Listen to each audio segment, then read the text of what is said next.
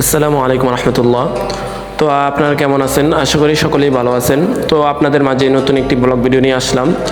তো আশা করি আপনাদের কাছে ভালো লাগবে এবং ভিডিওটি শুরু থেকে শেষ পর্যন্ত দেখবেন এবং কমেন্ট করবেন যে আপনাদের কাছে কেমন লেগেছে। তো আমরা মাদ্রাসা থেকে রওনা হয়ে এবং আমরা এখন পায়রা ব্রিজ আছে সমুদ্র। তো পায়রা ব্রিজের উপরে আমরা অবস্থান করতেছি, সকলেই আমরা কিছুটা মুহূর্ত অনুভব করতেছি। তো আলহামদুলিল্লাহ। তো শুরুতে একটা কথা বলি যে ভিডিও যেখানে করি কিন্তু কথার সাথে ভিডিও মিলবে না, কারণ আমাদের ভিডিও সংক্ষিপ্ত আর কি, বেশি ব্লগ করতে পারিনি, তাই আর কি ভিডিওর সাথে মিলবে না।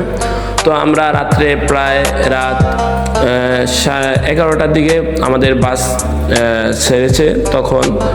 তারপর আমাদের প্রায় 3:30 বাজে আমরা কুয়াকাটা ওখানে গিয়ে পৌঁছালাম। তো কুয়াকাটা গিয়ে পৌঁছালাম, তারপর আমরা একটা রুম নিলাম। তো হুজুর একটা রুম নিল, রুমটা অবশ্যই বড়। তো আমার রুমের ভিতর সকল ছাত্র একসাথে ছিল, তো ওখানে গ্যাদারিং হয়ে যায়, তাই আমরা নতুন করে আমরা পাশে আরেকটি রুম নিলাম কয়েকজন ছাত্র মিলে। তো তারপর আমরা ফজরের নামাজ পড়লাম। ফজরের নামাজ পড়ার পর আমরা সবকিছু নিয়ে ব্যাগ সবকিছু নিয়ে বের হয়ে গেলাম ঘুরতে। তো সকাল সকাল বের হয়ে গেলাম, দেখেন আমরা এই যে সমুদ্র গেলাম।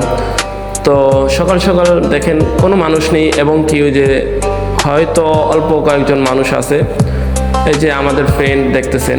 তো এই যে এখানে সব কিছু বন্ধ আছে এখন। তো এই যে সূর্য উঠতেছে কেবল।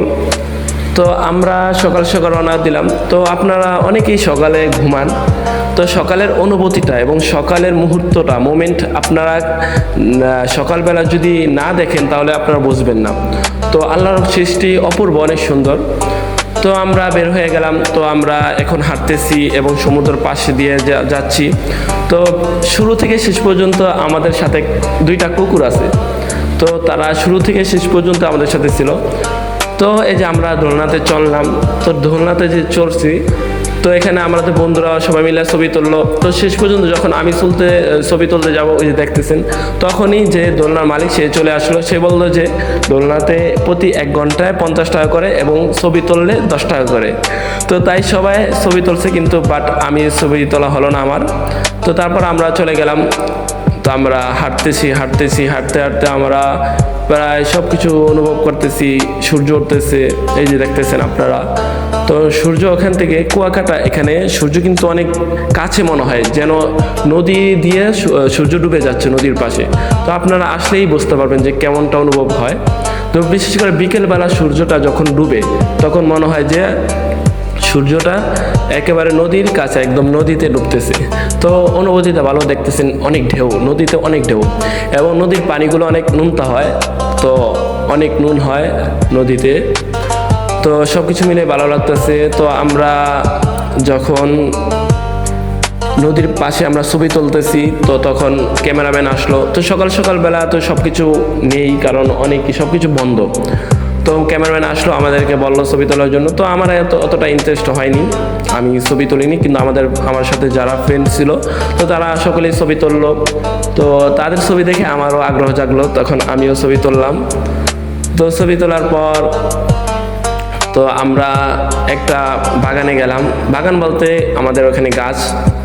তো এই যে এখন হাঁটতেছি, প্রায় অনেক দূর হাঁটতেছি, হেঁটে আমরা জওয়ানে যে গেলাম, গিয়ে এই যে এখানে গেলাম, গিয়ে পৌঁছালাম। এখানে অনেক নৌকা, তো এখানে পুরাতন নতুন অনেক নৌকাই আছে, তো আপনারা দেখতেছেন। তারপর এই যে আমরা এখানে গেলাম, মাত্র গিয়ে এখানে বসলাম। তো সকলে বসে কিছু এখন হালকা পাতলা নাস্তা করব, শুকনা।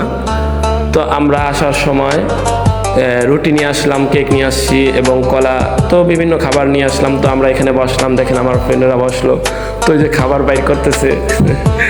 তো আমরা খাবার বের করে এখানে খানা খেলাম, শুকনা খাবার খেলাম। খেয়ে তারপর তো আপনাদেরকে আগে থেকে বলছি যে ভিডিওর সাথে আমার ভয়েস মিলবে না, কারণ ভিডিও করছি, ভয়েস ওরকম লম্বা ভিডিও করিনি, তাই মিলতেছে না। তো আমরা খাওয়া দাওয়া করে আমরা ছবি তুললাম।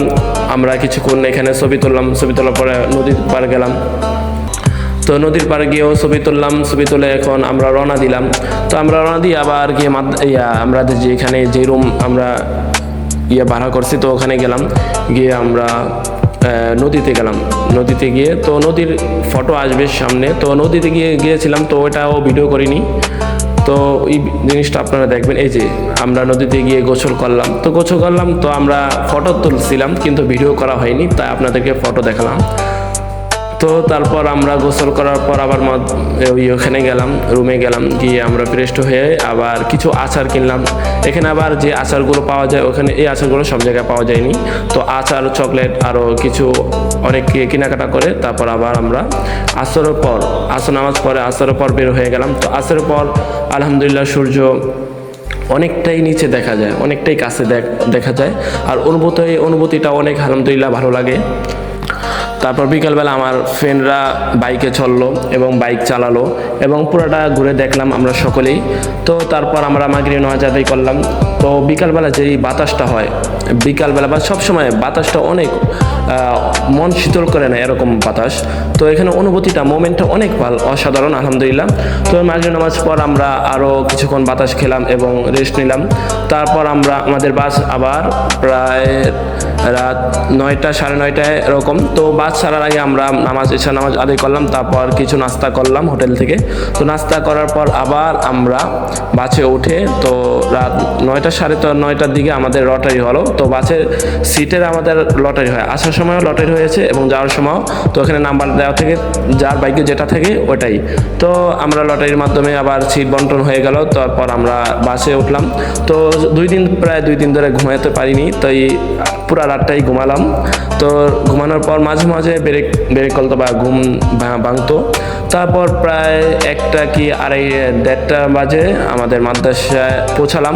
তারপর তখন আমি আবার এক জায়গায় থাকি মসজিদ নিয়ে, তো ওই মসজিদে যাওয়া সম্ভব কারণ অনেক রাত হয়ে গেছে। তো আমার সাথে আরেকজন ছিল, সে আবার যাবে না বিদায় আমি মসজিদে যেতে পারিনি। তো দুর্ভাগ্যবশত আমি মাদ্রাসায় থেকে গেলাম। তো ফজর আজান হলো, ঘুম থেকে উঠে ফজরের পরই আলহামদুলিল্লাহ রওনা দিয়ে আমি যে আমার গন্তব্যে পৌঁছে গেলাম। তো এই ছিল আমাদের কালগুজারি, আমাদের সফরের। তো আলহামদুলিল্লাহ আশা করি আপনাদের কাছে ভালো লাগছে। তো আমি দুঃখিত ভিডিওর সাথে আমি ভয়েসটা মিলাতে পারিনি, কারণ আমি ভিডিও করছি কম, আমি অল্প ভিডিও করছি। আর যদি ফুল ভিডিও করতাম তাহলে ভয়েসের সাথে সব কিছু মিল রেখে করতে পারতাম। তো আশা করি যে যেখান থেকে দেখছেন তো কমেন্ট করে জানাবেন যে কেমন লাগছে ভিডিওটি।